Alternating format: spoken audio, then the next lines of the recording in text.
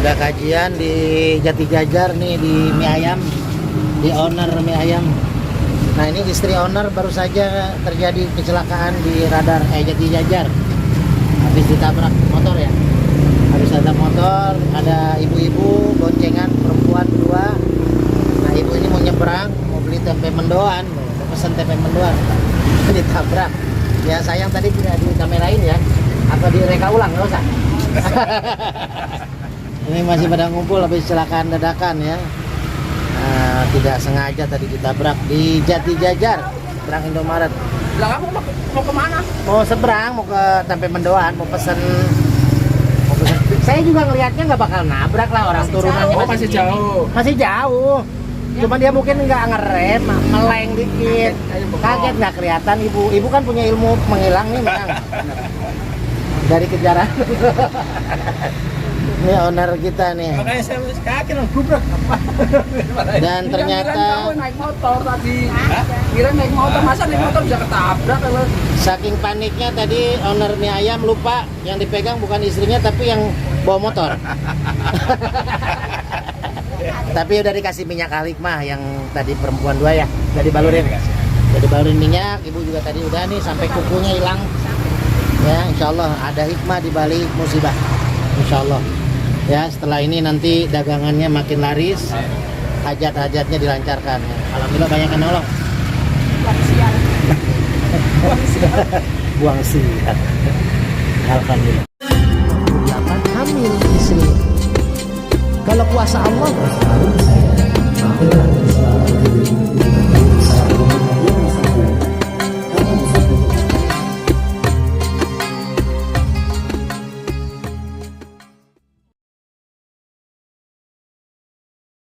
Jadikan kehadirat Allah Subhanahu wa Ta'ala yang telah melimpahkan rahmat, nikmat, kemudian juga yang kami hormati yaitu Bapak Ketua DKM Bapak Haji Ripan Supandi, dan juga yang kami hormati Bapak Ustadz Sutrisno, dan juga yang kami hormati tokoh masyarakat, para alim ulama, dan bapak-bapak yang hadir pada malam ini yang saya tidak sebutkan satu persatu, namun tidak mengurangi rasa hormat dan kasih sayang. Para jemaah yang berbahagia, sebagaimana biasa kita ba'da maghrib langsung mengikuti taklim setiap malam Rebo atau malam Rebo yang kedua, yang insya Allah akan disampaikan oleh guru kita, dan mudah-mudahan apa yang disampaikan bermanfaat untuk kita semua. Kemudian untuk mengingat waktu yang sempit, maka kami persilahkan kepada guru kita Bapak Ustadz Ade Permana SPDI. Kepadanya kami persilahkan. Assalamualaikum warahmatullahi wabarakatuh.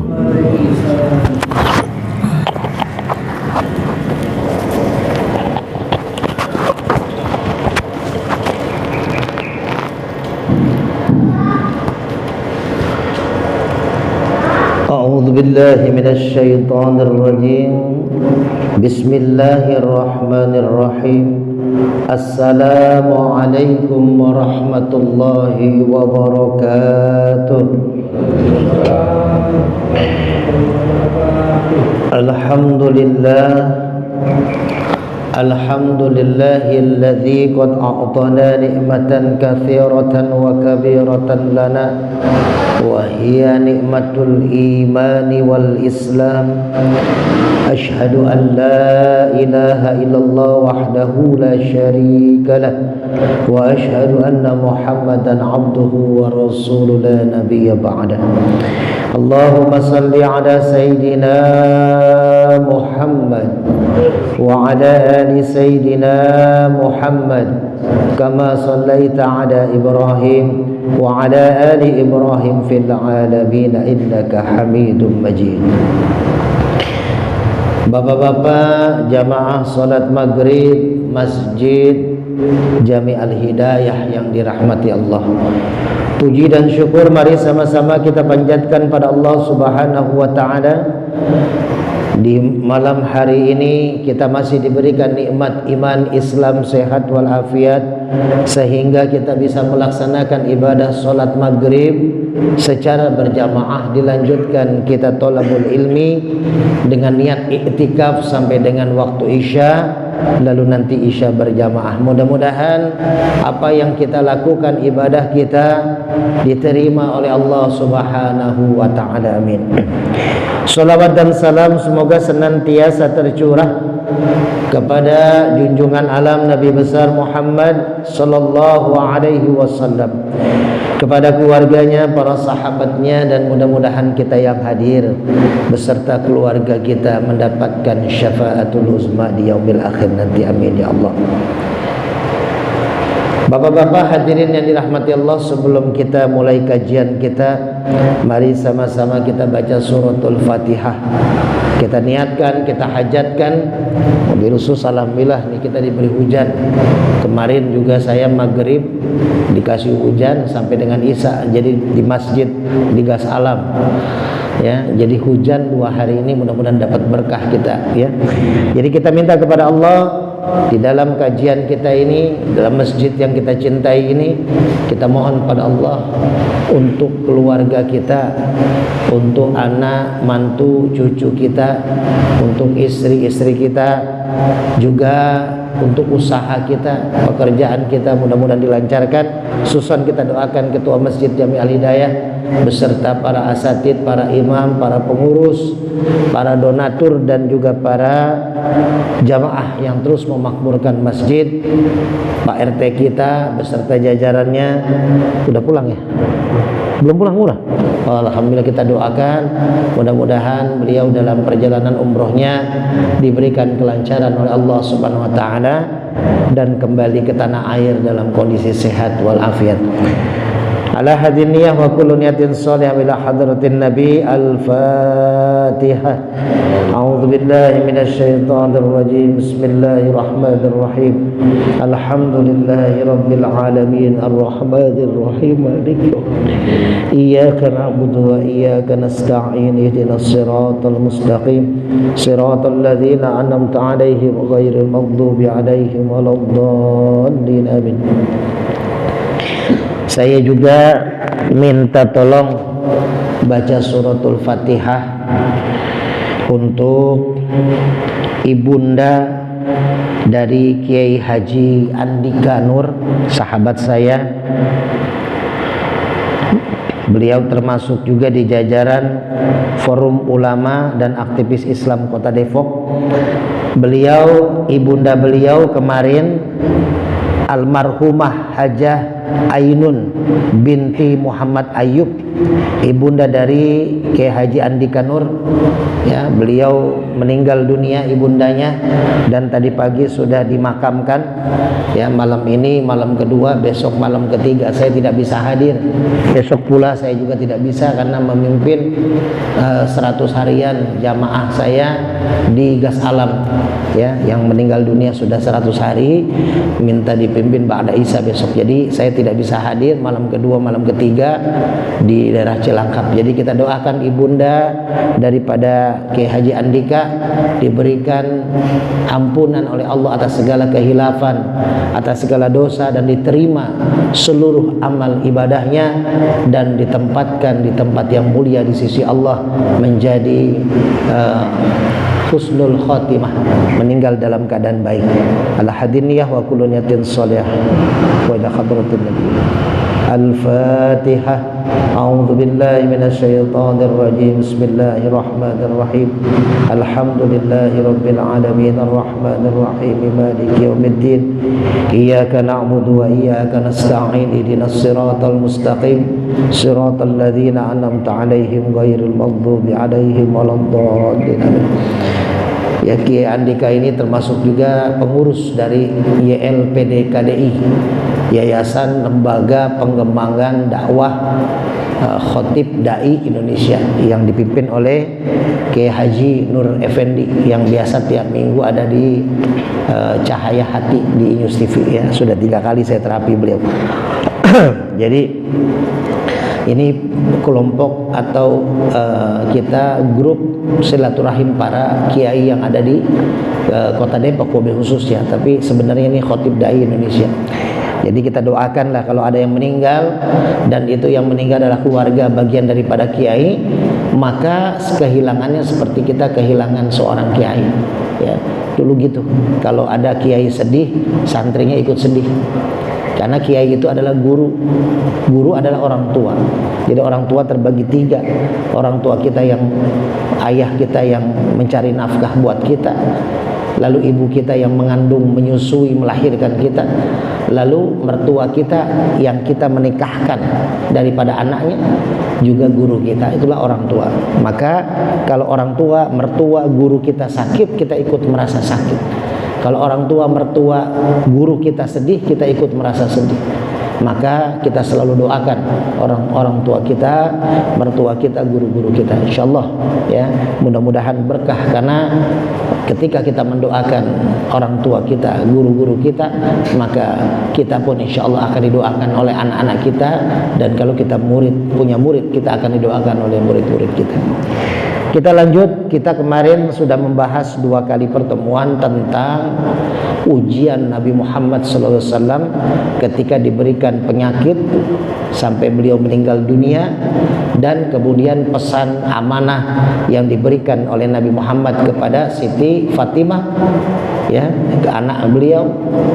Ya berarti amanah buat perempuan, juga amanah kepada Sayyidina Ali, kepada mantunya, keponakan juga beliau, dan juga kepada kita sebagai laki-laki. Maka kita lanjut. Wa an Abi Abdurrahman Abdullah bin Mas'ud radhiyallahu anhu qala ka'anni anzuru ila Rasulillah sallallahu alaihi wasallam yahki nabiyyan minal anbiya'i salawatullahi wassalamuhu alaihim darabahu qaumuhu fa'admauhu wa huwa yamsahud dam an wajhihi wa huwa yaqul Allahumma ighfir li qaumi fa innahum la ya'lamun. Muttafaq alaih. Dari Abu Abdurrahman Abdullah ibnu Mas'ud radhiyallahu anhu, dia berkata, sepertinya saya melihat kepada Rasulullah SAW sedang mengisahkan tentang seorang nabi dari para nabi, semoga Allah memberikan salam kepada mereka, yang telah dipukul oleh kaumnya sampai berdarah. Sambil menyeka darah dari mukanya, dia berdoa, ya Allah, ampunilah kaumku karena sesungguhnya mereka tidak mengetahui. Ini adalah kias buat kita, wabil khusus para guru atau para ustadz atau para kiai, para ulama, habaib yang punya kaum, yang punya umat, yang punya murid ya. Bahwasanya Rasulullah menceritakan para nabi dahulu, nabi yang diutus oleh Allah yang sudah jelas nabi ini adalah utusan Allah. Sedangkan ulama adalah warasatul anbiya, ulama pewaris daripada nabi, penerus. Jadi ulama itu habib, kiai ya, terus ustaz, guru, walaupun guru di madrasah, guru di sekolah, itu sama pewaris para nabi. Ulama itu artinya orang yang punya ilmu ya. Jadi kalau kita punya guru SD, TK, SMP, SMA, kuliah, itu sama, itu adalah ulama, guru kita, orang yang memberikan ilmu kepada kita. Bahkan kata Sayyidina Ali, walaupun dari anak kecil, kalau saya dapat satu pengetahuan yang saya belum tahu, saya anggap dia adalah guru saya, walaupun dari anak kecil. Dan kita menghormatinya. Sayyidina Ali menghormati anak kecil jauh lebih muda dari beliau. Makanya Sayyidina Ali dikatakan babul ilmu adalah pintunya ilmu.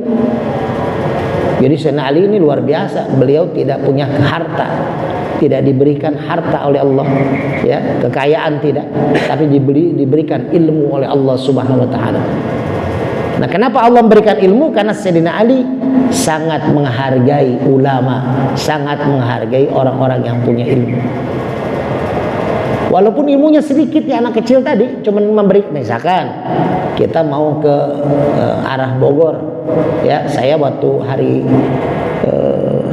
Rabu, hari Kamis kalau tidak salah, hari Kamis saya ke Bogor, ke Radar Bogor, ada tempat radar wartawan Bogor, kebetulan pimpinannya adalah sahabat saya satu pesantren. Saya ke sana sampai dengan maghrib.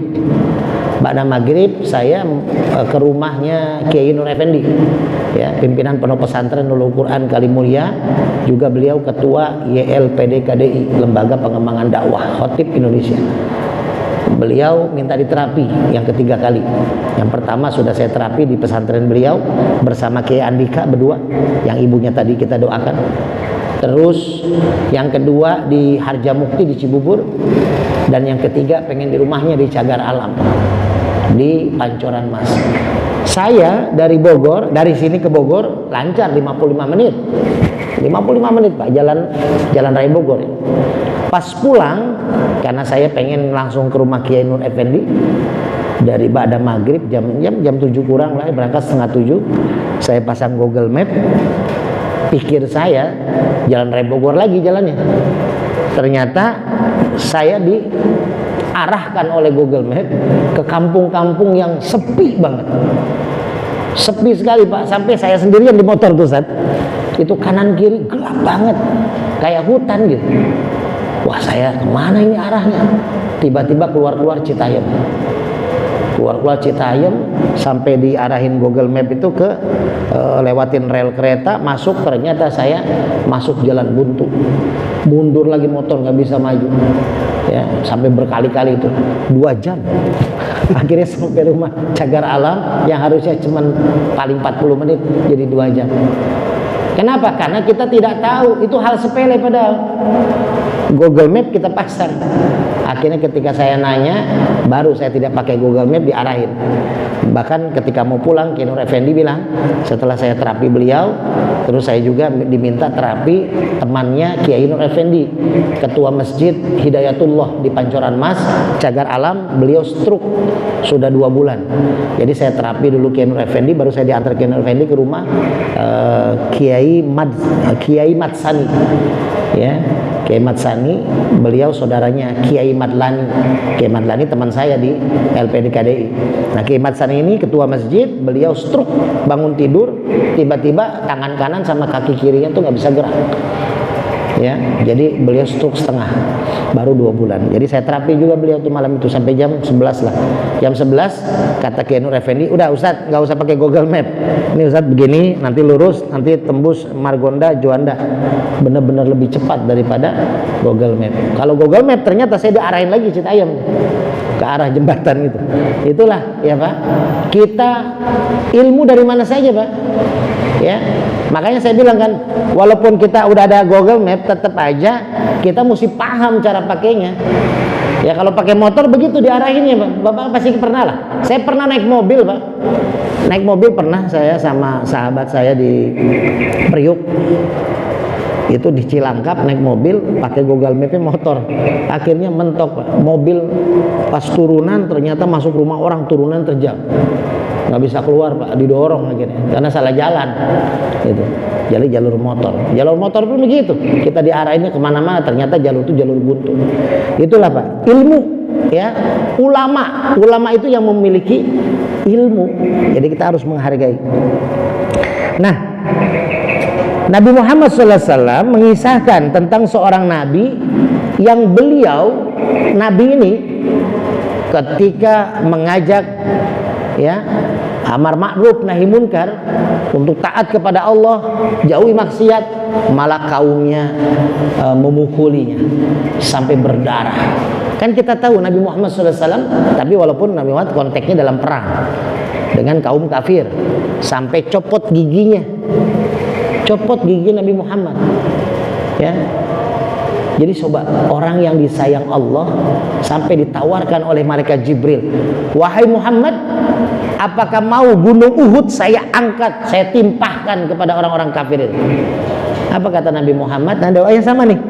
Doanya sama yang kita terkenal kan? Allahumma gfir liqaumi fa innahum la ya'lamun.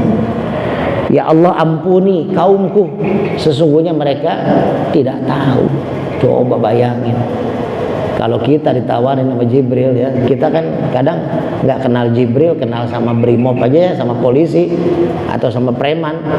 Terus ada yang nyakitin kita misalkan, kenapa kok murung-mulu? Nih ada yang gangguin saya. Siapa orangnya? Ntar biarin saya culik dia kan. Langsung kita merasa bangga, merasa senang. Oke. Bagaimana caranya tuh orang itu kasih pelajaran lah. Kalau kasih pelajaran mah ya kasih buku ya. Kasih buku biar dia belajar gitu. Jadi ini Pak, Rasul mengingatkan kita bahwasanya kesabaran dalam dakwah itu perlu. Orang kalau dalam dakwah, makanya almarhum Kiai Haji Zainuddin MZ, beliau ketika beliau memutuskan keluar dari politik, kan beliau sempat bikin partai, masuk partai, terus beliau akhirnya keluar dari partai itu ya. Beliau bilang apa? Saya sudah bebas. Dulu saya jadi kiai, ceramah kemana-mana, saya bisa marahin pejabat, saya bisa marahin pengusaha, dan tidak ada yang berani menginstruksi saya ketika saya ceramah. Tapi ketika saya masuk politik, ya, saya sedang ngomong langsung didebat berkali-kali. Tuh, Pak. Itulah Kiai Haji MZ merasakan, ya. Tapi jangan salah, ini Nabi saja jangankan didebat oleh kaumnya, dipukuli oleh kaumnya sampai berdarah-darah.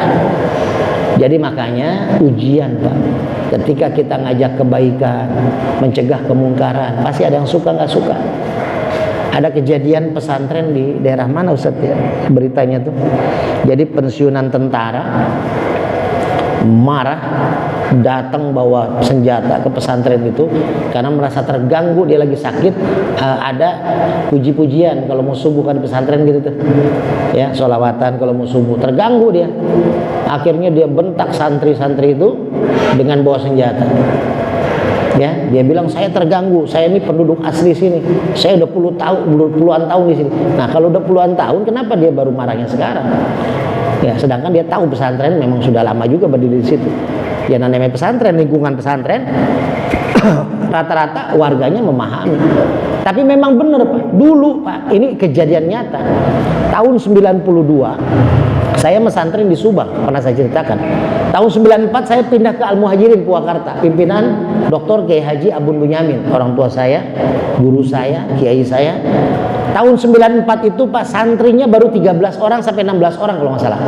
Masih baru. Muhajirin sekarang sudah ribuan Pak, punya 8 cabang pesantren di Purwakarta saja ya, dan satu pesantren ribuan, pesantren terbesar kalau menurut saya mungkin se-Jawa Barat.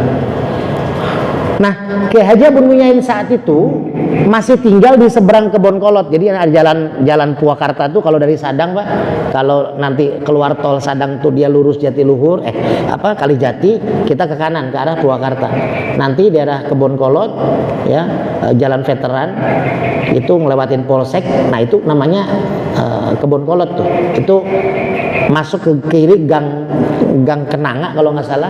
Nah itulah masuk Muhajirin, masuk gang satu mobil lah. Tapi di seberangnya gang itu adalah rumahnya Pak Kiai Abun. Dulu Kiai Abun dengan keluarganya tinggal di situ di pesantren. Karena baru dibangun tahun 94, itu masih santri saja 13 orang. Rumah sudah dibangun Kiai Abun tapi belum ada isinya. Nah saya yang menemani Kiai Abun kalau nginep di pesantren, di rumah itu ya, kita tidur beralaskan kasur biasa yang bahkan mungkin karpet doang berdua sama Kiai Abun. Bahkan saya makan berdua sama Kiai Abun. Jadi saya kebetulan pindahan dari Subang, tapi saya bisa bahasa Arab. Jadi saya ngajar bahasa Arab, bahasa Inggris di pesantren Al-Muhajirin. Karena pesantren masih baru, guru bahasa Arabnya paman saya tuh. Ternyata setelah lama, paman saya yang sekarang pondok pesantren anak saya tinggal di Purwakarta. Nah itu Kiai Abun tuh nemanin saya temanin Kiai Abun ya, untuk makannya apa segala macam. Dan Bapak kalau mau tahu, dulu Kiai Abun sampai untuk makan santri Pak, itu saya temanin dengan almarhum Pak Haji Arkat, mantan tentara, untuk nyari donatur. Kiai Abun nggak mau makan kalau santrinya belum makan Pak, karena nggak ada yang bayar santrinya. carilah donatur, dapat beras misalkan sekarung, pulang makanlah sama santri. Itu perjuangan. Makanya Kiai Abun sangat mencintai para alumni, khusus alumni awal. Ya, walaupun sekarang beliau sudah jadi Rois Surya PWNU Jawa Barat, tapi beliau sangat mencintai alumni. Alumni juga apalagi sangat mencintai Syekhuna. Ya. Nah, perjuangan Kiai Abun waktu di Purwakarta, Pak, itu pesantren ini kan giatnya kan giat ibadah. Nah, ini salah satu donatur utama yang membantu tenaga, bahkan tanah rumahnya pun dijual di pesantren dengan murah. Ya, almarhum Pak Haji Arkat, orang tua saya juga. Itu beliau mendedikasikan hartanya, tenaganya untuk pesantren. Tapi ternyata masih ada di belakang pesantren itu para penduduk yang suka melempari batu ke pesantren. Jadi kalau malam itu saya menjaga, kebetulan saya tahun 95 menjadi Rois Am pertama kali di pesantren Purwakarta diadakan Rois, pemilihan Rois Am. Kan ada Rois, kalau Rois itu pimpinan ketua santri laki-laki. Kalau Roisah pimpinan ketua santri perempuan. Kalau Rois Am pimpinan seluruh santri laki dan perempuan. Tahun 95 saya masih baru setahun di sana, masih kelas 3 sanawiyah ya. Lalu dipilihlah 3 orang calonnya, saya, Budi Solihin dengan Kang Marfu. Kang Marfu sekarang jadi mantunya Kiai Abun. Nah, saya terpilih menjadi Rois Am pertama kali tahun 95. Nah, akhirnya saya membantu Kiai Abun untuk mengawasi kalau malam tuh, Pak. Dilempari batu, santri putri juga sama tuh, diintip kaca santriwatinya asramanya tuh. Sama orang-orang kampung. Sekarang udah aman karena semua sudah banyak dibeli, berapa hektar tanahnya. Itu perjuangan, Bapak kalau lihat di YouTube Pondok Pesantren Al Muhajirin Purwakarta, Bapak lihat begitu megahnya. Tapi dulu hanya belasan orang, Pak, termasuk sahabat saya yang menjadi pimpinan Radar Radar Bogor yang saya kemarin ke sana. Itu satu alumni dengan saya. Ya, produser, beliau juga produser berita Jabar. Kalau ada berita Jabar, pojok Jabar tuh, ya, kejadian-kejadian apa, Bapak kalau buka handphone ada berita pojok Jabar. Nah, Bapak nanti lihat terakhirnya ada produser Fatur Rahman Eskandai. Nah, itu sahabat saya satu pesantren di Muhajirin. Beliau pimpinan di Radar Bogor. Itu perjuangan, Pak. Kiai Abun dilempari batu. Perjuangan beliau. Makanya, Pak, seorang nabi saja ujiannya berat, apalagi kita dalam mengajak kebaikan. Ya, kalau ada ustadz yang aduh saya udah ngajak jamaah tapi segini terus, ya nggak apa-apa, Pak. Kan saya bilang, ini yang hadir mungkin nggak lebih dari 20 orang, tapi sesungguhnya tempat ini, masjid ini penuh dengan malaikat. Jadi Bapak nih satu orang bisa berapa puluh malaikat mendoakan Bapak yang hadir di sini. Jadi jangan khawatir, aduh pengajian kok sepi. Ya, kalau dangdutan baru rame, Pak. Ya. Kalau pengajian lebih rame dari dangdutan perlu dipertanyakan tuh. Mungkin penyanyi dangdutnya ikut pengajian, jadi rame pengajiannya gitu ya. Coba Agustusan kemarin panggung-panggung rame tadi ya? Rame pasti. Yang namanya hiburan pasti rame. Tapi yang namanya pengajian itu di mana-mana, Pak. Kecuali ya yang diundang untuk ngajarnya Ustadz tenar gitu ya, Ustadz Tile, udah rame dah. Bukan pengen denger ilmunya, tapi pengen lihat orangnya, kan gitu. Makanya, Pak, yang namanya ujian perlu. Ketua masjid, DKM masjid, para ustadznya, para imamnya, jangan pernah merasa sedih. Aduh, kok jamaahnya cuma segini-gini aja ya sholat, yasinan, ngaji nih Ustaz Sutrisno luar biasa. Bertahun-tahun, udah 10 tahun ada saat majelis Mardotilah itu. Lebih 10 tahun.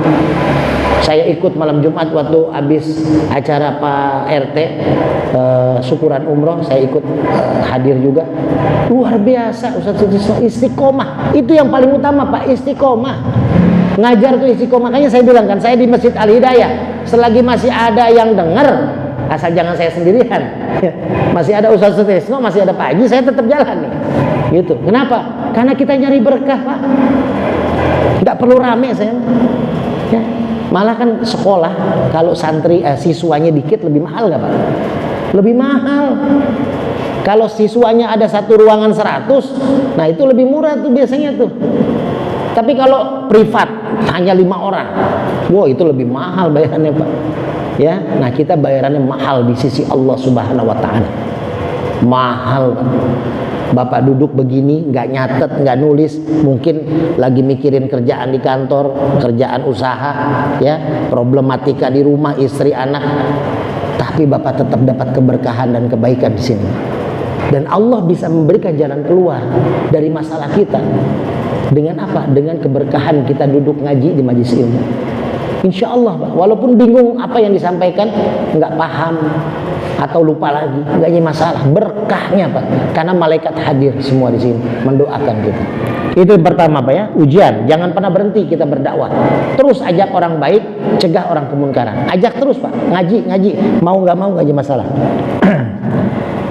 Kita lanjut. Wa an Abi Sa'idin wa Abi Hurairah radhiyallahu anhuma anin Nabi sallallahu alaihi wasallam qala ma yusibul muslima min nasabin wala wasabin wala hammin wala hazanin wala adhan wala ghammin hatta syaukatu yushakuha illa kafarallahu biha min khotoyahu. Muttafaq alaih. Dari Abu Sa'id dan Abu Hurairah radhiyallahu anhu dari Nabi Muhammad sallallahu alaihi wasallam, beliau bersabda, seorang muslim tidak ditimpa oleh rasa letih, penyakit, gelisah, sedih, gangguan ataupun kegundahan hingga duri yang tertancap padanya, melainkan Allah menebus dengannya sebagian dari kesalahan-kesalahannya. Pak, kita dosanya banyak gak, Pak? Banyak, Pak. Dari bangun tidur sampai mau tidur kita ribut sama istri, dosa nggak, Pak? Dosa. Kita juga dosa sebagai suami, istri juga dosa. Kita marahin anak, ya, terlalu keras, ya kesalahan juga. Kita zolim, misalkan nyimpan motor di depan rumah orang, akhirnya orang itu mau keluar rumah susah. Itu dosa juga, kesalahan juga. Banyak dosa kita yang mungkin sudah terbiasa kita lakukan, Pak. Buang sampah sembarangan, dosa. Ya, makanya dulu pesantren diajarkan, kalau jamaah tabligh diajarkan tuh, Pak. Kalau ada misalkan nih, kayak gini bekas sedotan, ya, tadi kita ambil, Pak, dari sejadah, atau ada kotoran nih. Ini satu bidadari, Pak, gitu. Ya, ada kotoran di karpet, masukin tuh, Pak. Ya, kita jangan nemu duit doang, gitu masukin. Jadi kalau ada kotoran masukin, Pak. Itu berkah. Nah, kita tuh dikasih ujian oleh Allah, ditimpa. Kata Nabi Muhammad, orang yang ditimpa seorang muslim letih, capek, Bapak capek kerja, dagang, ya, yang nukang luar biasa. Saya punya saudara tuh udah 70 lebih, masih jadi tukang bangunan, masih naik lantai 2, ngecor segala macam, luar biasa, ya. Keringetnya beliau itu dihitung, Pak. Makanya Rasulullah pernah mencium tangan tukang bangunan. Rasul pernah mencium tangan jamaahnya tukang bangunan. Umatnya Rasul yang tukang bangunan, tangannya sudah keras karena sering ngaduk semen segala macam, dicium tangannya oleh Rasulullah. Saking mulianya kerjaan tukang bangunan, Pak. Coba yang membuat kita nyaman tidur siapa, Pak? Rumah yang dibangun oleh tukang bangunan. Yang membuat masjid ini enak, nyaman, ibadah apa? Karena enggak bocor nih. Ini tukang bangunan yang ngebangun nih, Pak. Makanya luar biasa, Pak. Semua pekerjaan itu kalau untuk kebaikan tuh, untuk yang baik itu insya Allah berkah. Makanya letihnya kita, lelahnya kita itu adalah ujian dari Allah. Seorang muslim pasti akan diberikan keletihan. Makanya Pak, ajarkan anak-anak kita yang sekarang kerjaannya cuma duduk ngobrol sama temennya sampai subuh, main HP, game, pengen dapat harta, ya, yang dapatnya cepat, yang dapatnya banyak tanpa rasa letih, ya. Pertama, kurang keberkahannya. Kedua, ketika dia mendapatkan harta itu kurang rasa syukurnya. Yang ketiga, ketika diambil oleh Allah pun dia akan merasa nyesek. Itu, Pak. Kan kalau cepat naik, cepat juga turun, kan gitu kan. Coba lihat artis-artis zaman dulu lah, artis lah kita contohin lah. Perjuangan beliau, ya. Ketika beliau manggung dari kampung ke kampung, kan kita lihat lah senior-senior. Tapi sampai sekarang masih laku. Tapi penyanyi yang dadakan coba ikutan ajang bakat setahun, wah tenar, berapa tahun menghilang. Gitu, Pak. Jadi kita perlu perjuangan rasa letih. Dikasih penyakit, dikasih gelisah. Ya, penyakit Pak yang paling berat ya penyakit Nabi Ayub. Nggak ada lagi. Kalau kita sekarang dikasih penyakit, aduh saya encok, ya Allah, Ustaz, tolong obatin saya. Kemarin ngobatin juga di Pancoran Mas juga hari Jumat, ba'da sholat Jumat sorenya. Itu Kiai Haji Huda. Beliau pimpinan pondok pesantren di Mampang, ya itu gratis pesantrennya. Terus punya usaha juga, tinggalnya di Pancoran Mas di dekat rumah sakit Bakti Yuda. Beliau pengurus MUI, penasehat MUI Kota Depok dan penasehat daripada DMI Kota Depok. Saya terapi beliau, usianya udah mau 70 tahun. Beliau perjuangan luar biasa. Beliau sahabat dekatnya Arifin Ilham saat masih ada. Saya terapi beliau, tangan kanan beliau habis ketabrak truk, ya, jadi patah. Jadi luar biasa perjuangan beliau. Makanya beliau kalau mau ceramah naik motor agak takut. Makanya kemarin ceramah di Golep, beliau diantar sama Ustadz Syafi'i pakai motor. Gitu. Jadi luar biasa Pak. Saya terapi sampai dengan menjelang maghrib masih sempat dia, ayo saat kita ke masjid aja biar lebih enak. Padahal lumayan jauh rumahnya dari masjid, naik motor ke masjid. Itu luar biasa Pak. Dikasih penyakit, tapi dia bersyukur. Aduh saya mau bersyukur Ustaz.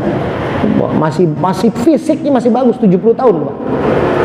Dakwanya masih kuat, badannya masih bagus. Saya terapi itu, nggak lemah, nggak lembek Pak. Gitu.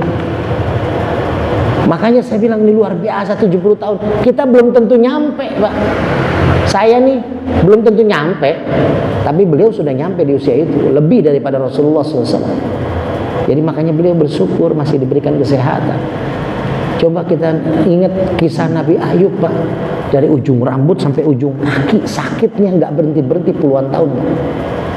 Dan bau orang bukan hanya sakit, orang mau deket aja nggak mau Pak, bau seluruh badannya Nabi Ayub, keluar belatung. Bagaimana sih Pak? Kalau kita ngelihat coba di TikTok tuh lagi viral tuh, yang kutu ya, ada salon, ada kutunya banyak banget itu perempuan, ya dibersihin kutunya, wah sampai geli. Isi saya nontonnya geli gitu kan. Itu kutu tuh, baru kutu. Coba yang namanya penyakit dari ujung rambut sampai kaki, itu yang dialami oleh Nabi Ayub. Bahkan Nabi Ayub nggak bisa bergerak. Nabi Ayub nggak minta sehat sama Allah, cuman karena sudah saking penyakitnya ini mengganggu ibadahnya Nabi Ayub, mengganggu. Jadi ketika lagi ibadah, lagi sholat, aduh keganggu banget gitu. Nah baru minta sama Allah. Ya, fa ayyuba idznada rabbahu anni massaniyad-durru wa anta arhamur rahimin. Itu doanya Nabi Ayub itu dalam Al-Qur'an. Ya, makanya kalau punya penyakit pakai doa Nabi Ayub itu dalam Al-Qur'an. Ya, itu penyakit Nabi Ayub kita belum ada apa-apanya Pak. Jadi kalau makanya yang saraf kejepit, yang stroke, ya mungkin ini lagi menebus dosa-dosa kita Pak. Ya, saya udah sehat. Banyak orang-orang yang hidupnya sehat Pak, olahragawan segala macam, tapi banyak kan dulu almarhum Basuki habis main futsal meninggal dunia, habis olahraga meninggal dunia. Jadi nggak jaminan. Ya, almarhum kakak saya 40-an tahun meninggal, nggak ngerokok dari kecil Pak. Sehat beliau, nggak ngerokok. Gitu. Jadi bukan ya rokok nggak baik, tapi meninggal bukan karena rokok. Kan ada istilah tuh, kata dokter, rokok itu merusak paru-paru Pak. Tapi kalau nggak ngerokok penyakitnya rupa-rupa. Ya, tapi ya itulah, namanya hidup pasti akan ada ujian penyakit. Nah, gelisah, aduh, pernah saya kasih amalan nggak? Bapak minta sama Ustaz Sutrisno nanti, Allahumma nawwir qalbi binuri hidayatika kama nawartal arda binuri syamsika abadan abada birahmatika ya arhamar rahimin. Itu doa untuk ketenangan hati Pak. Kalau Bapak ada masalah di kantor, kerjaan, sama rumah tangga, Bapak jangan emosi dulu, ambil air wudhu, Bapak kemana kek, jangan di rumah. Kalau lagi ini Bapak pegang dada sebelah kiri, Allahumma nawwir qalbi binuri hidayah. Itu buat ketenangan hati Pak. Kalau hati lagi gelisah, ya beda tuh antara sakit dengan gelisah, beda. Kalau orang gelisah nggak sakit, tapi kayaknya nggak enak aja pikirannya Pak. Ya, misalkan dia punya WA group, dia salah ngirim, salah nulis, salah ngetik, ada orang yang tersinggung misalkan, aduh nggak enak banget nih. Ya, itu kan gelisah tuh. Gimana cara jalan keluarnya? Ya udah kita zikir, minta sama Allah, Allah menawwir qalbi. Ya, gelisah. gelisah. Ya, gelisah itu kayaknya ada yang undak-undak yang kayaknya nggak enak banget lah kita pikirin gitu. Sedih juga sama. Gangguan atau kegundahan hingga duri yang tertancap. Duri nancep Pak lagi jalan, itu adalah ujian seorang muslim. Ya, dan Allah akan menebus dengannya sebagian dari kesalahan-kesalahannya. Kalau kita sabar, dosa-dosa kita akan hilang tuh dari ujian-ujian itu. Hadis riwayat Bukhari Muslim. Wa an Ibnu Mas'udin radhiyallahu anhu qala dakhaltu 'ala an-nabiy sallallahu alaihi wasallam wa huwa yu'aku faqultu ya Rasulullah innaka tu'aku wa'kan syadidan qala ajal inni u'aku kama yu'aku rajulani minkum qultu dzalika anna laka ajraini qala ajal dzalika kadzalika ma min muslimin yusibuhu adan syaukatu fama fawqaha illa kafarallahu biha sayyiatihi wa huttat anhu dhunubuhu kama tahuttu syajara waraqaha muttafaq alaih. Nah ini hampir-hampir sama. Dari Ibnu Mas'ud radhiyallahu anhu dia berkata, saya masuk menghadap Nabi Muhammad SAW, masuk rumah Nabi masuknya. Ketika itu beliau sedang sakit perut. Nabi Muhammad sakit perut Pak. Ada sahabat yang nengok gitu ya.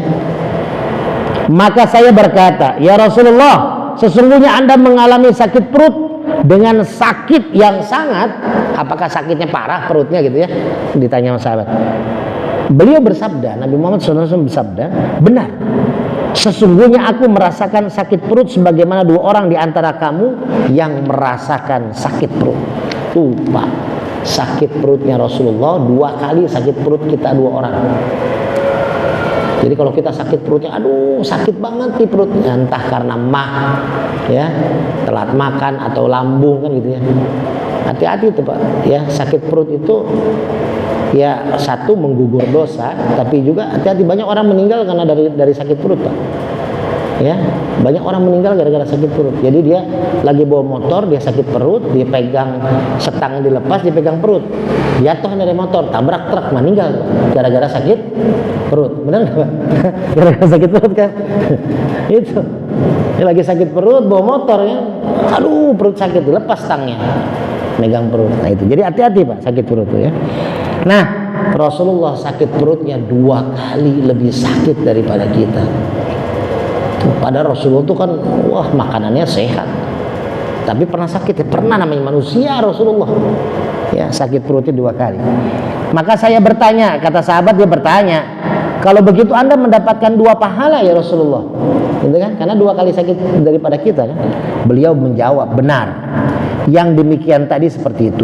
Tidak ada seorang muslim yang ditimpa gangguan duri dan seterusnya melainkan Allah memutus dengannya kejelekan-kejelekannya dan dosanya berguguran bagaikan pohon yang merontokkan dedaunan. Pohon ya, ada pohon daun-daunnya rontok. Nah seperti itu tuh kalau kita dikasih sakit sama Allah Pak, rontok dosa-dosa kita, kejelekan-kejelekan kita. Makanya kalau dikasih sakit ya pertama bersyukur, kedua bersabar ya. Kita kan banyak dikasih sehatnya daripada sakitnya gitu. Jadi kalau sakit, saya udah ngitung, saya aja berapa tahun ini sakitnya setahun paling banyak 3 kali. Sakit yang parah ya Pak ya? Sakit yang gak kemana-mana gitu ya. Waktu itu saya libur di sini, waktu saya kayak tipes gitu. Jadi kita diberikan penyakit, sebenarnya lebih banyak diberikan sehatnya. Maka banyak bersyukur dan banyak bersabar. Bapak-bapak yang dirahmati Allah, mudah-mudahan apa yang kita kaji pada maghrib hari ini, yang paling utama saya mengingatkan bahwasanya kita sebagai seorang muslim pasti diuji Pak. Tapi jangan pernah takut dengan ujian, tapi anggap ujian itu adalah sebagai latihan dan pelajaran buat kita. Yang kedua, jangan pernah berhenti berdakwah. Bukan hanya milik para ustadz, para kiai, para ulama, para habaib, bukan. Setiap kita adalah pendakwah. Apa dakwah itu? Mengajak.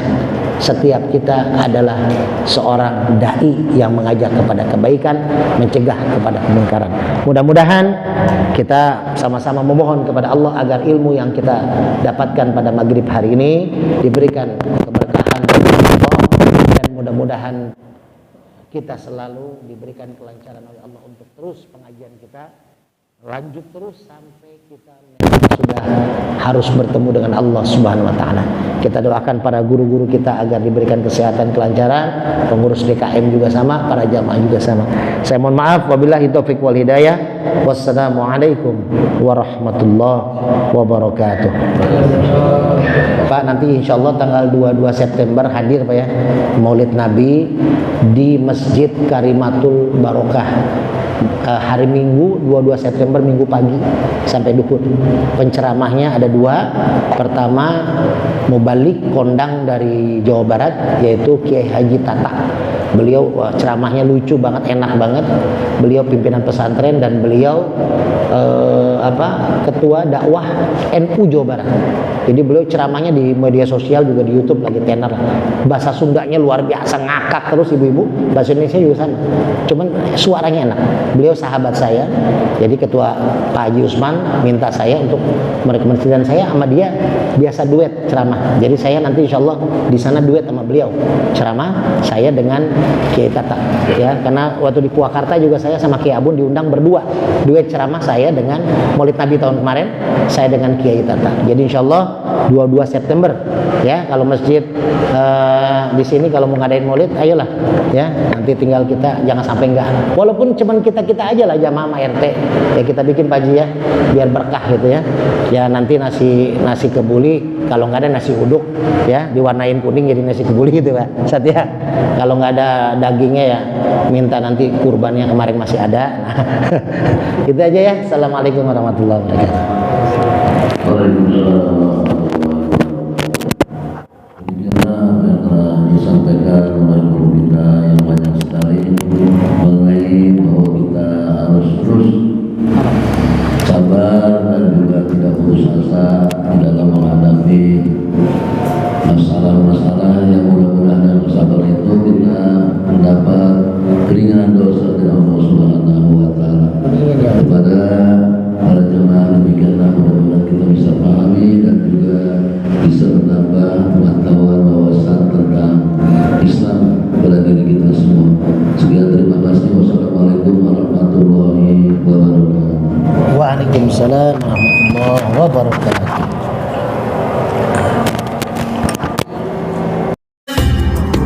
Hamil istri. Kalau kuasa Allah